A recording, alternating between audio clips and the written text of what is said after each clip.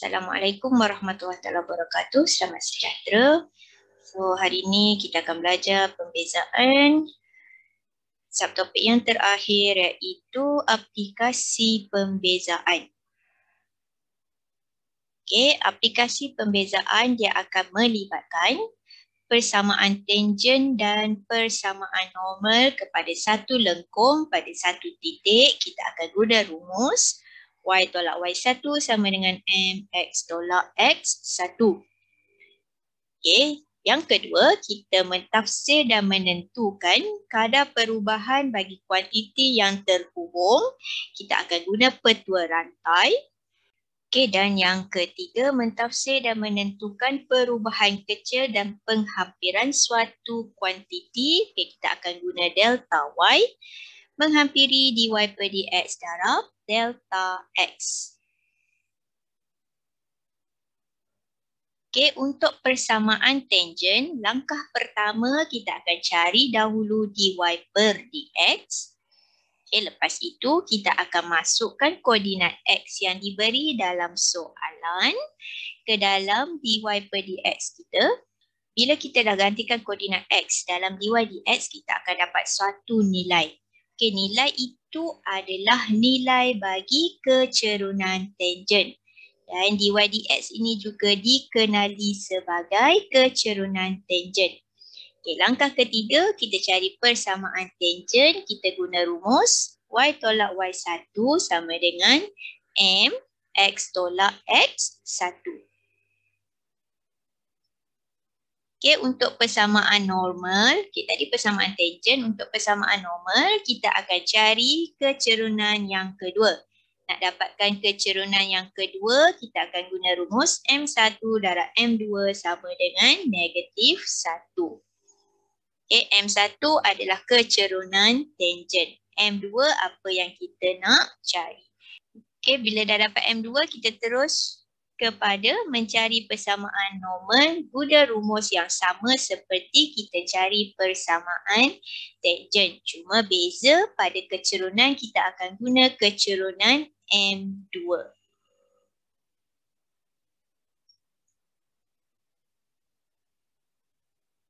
Okey, contoh. Cari persamaan tangen dan persamaan normal kepada lengkung fx sama dengan x kuasa 3 tolak 2x kuasa 2 tambah 5 pada titik P25. Okey, kalau tengok pada graf, kita ada graf.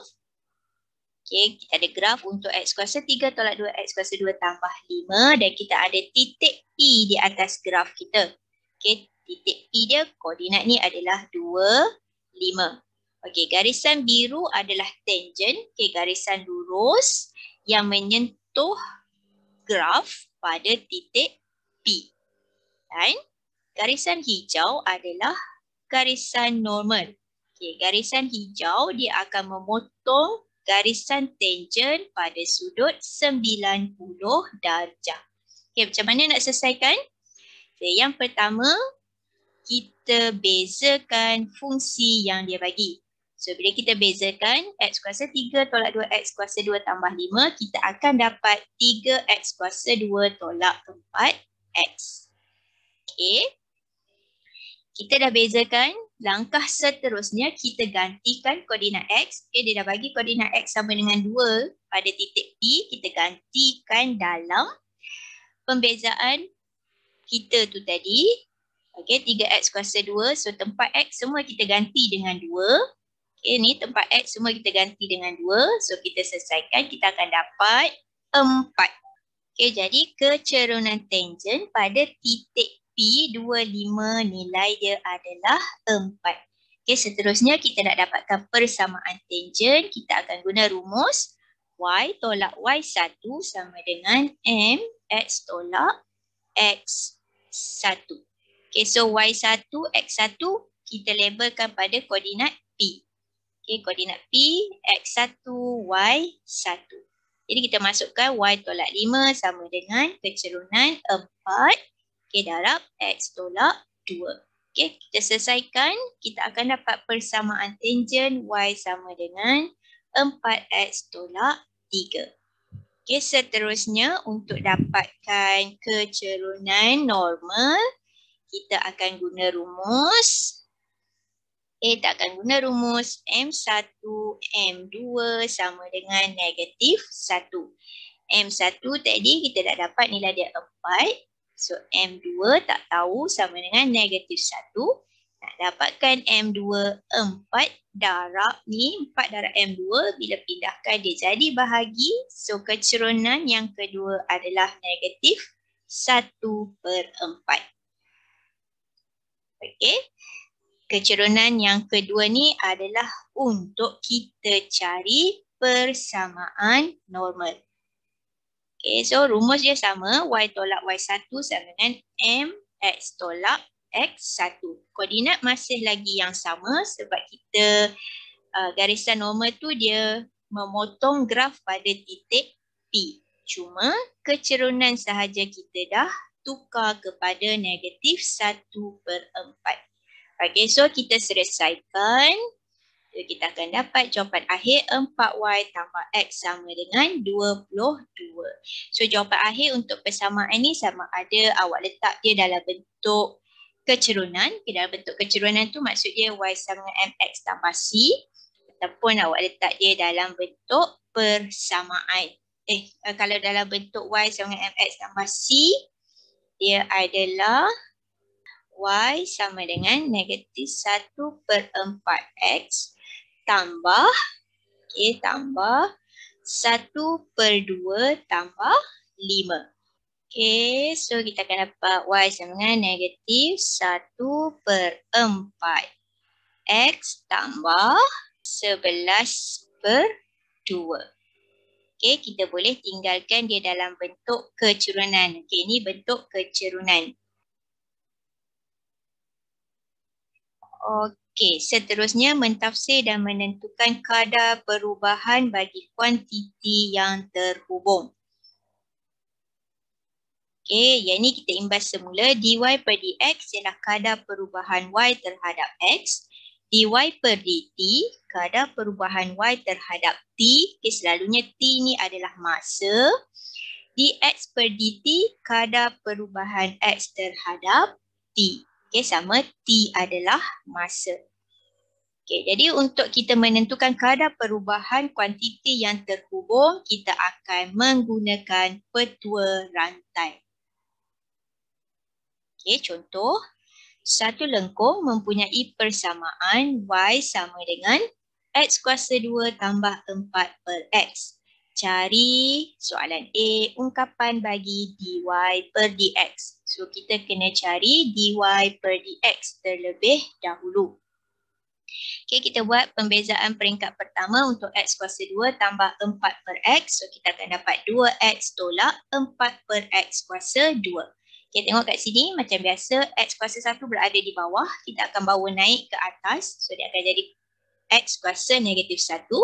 Okay, kita buat pembezaan. Bila buat pembezaan, hasilnya 4X kuasa negatif 2. Okay, kuasa negatif, kita kembalikan semula dia ke bawah. So, kita akan tulis dalam bentuk pecahan. Okay, 4/X kuasa 2. Okay, kita dah jawab soalan A. Okay, soalan B, cari kadar perubahan Y apabila X sama dengan 1 dan X sama dengan 2. Diberi bahawa X menokok dengan kadar tetap 3 unit per saat. Okay, menokok maksud dia bertambah. Okay, bertambah 3 unit per saat.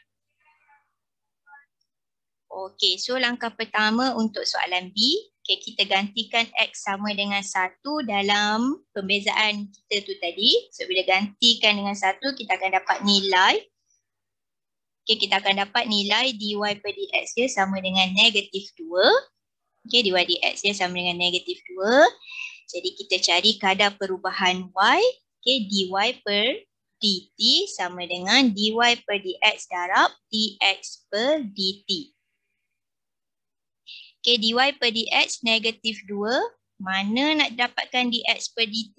Okay, dx per dt pada ayat dengan kadar tetap 3 unit per saat.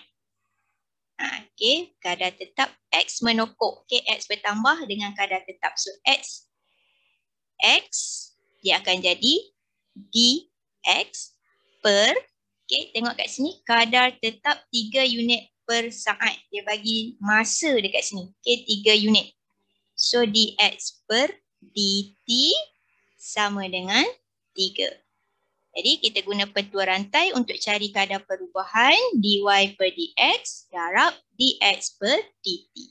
Okay, nilai dy per dx negatif 2 akan darab dengan 3. So kita akan dapat negatif 6.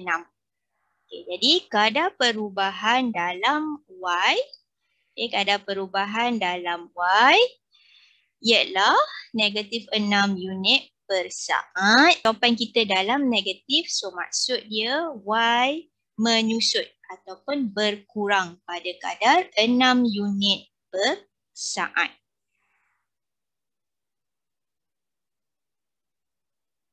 Okay, tadi kita gantikan X dengan 1. Yang kedua, kita akan gantikan X dengan 2. So, gantikan dalam dy per dx kita akan dapat nilai dia 3. Jadi, kita nak cari kadar perubahan y, dy per dt sama dengan, kita guna pentua rantai, dy per dx darab dx per dt. So, dy per dx 3, dx per dt masih lagi yang sama, 3 juga. Okay, so 3 darab 3, jawapan dia 9. Jadi y menokok ataupun bertambah pada kadar 9 unit per saat. So bila jawapan kita positif, dia bertambah. Kalau jawapan yang tadi kita dapat negatif, jawapan ni kita dapat negatif, dia menyusut ataupun berkurang.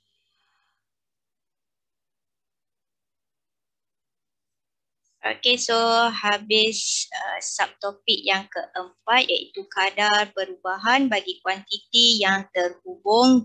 Okay, sekian sahaja video rakaman untuk kali ini. Kita akan bertemu lagi dalam rakaman-rakaman seterusnya. Assalamualaikum. Okay, terima kasih bagi semua yang menonton. Semoga ianya bermanfaat kepada anda.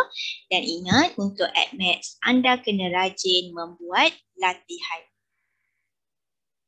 Okay, so kita jumpa lagi untuk pelajaran seterusnya. Okay, Assalamualaikum dan selamat sejahtera.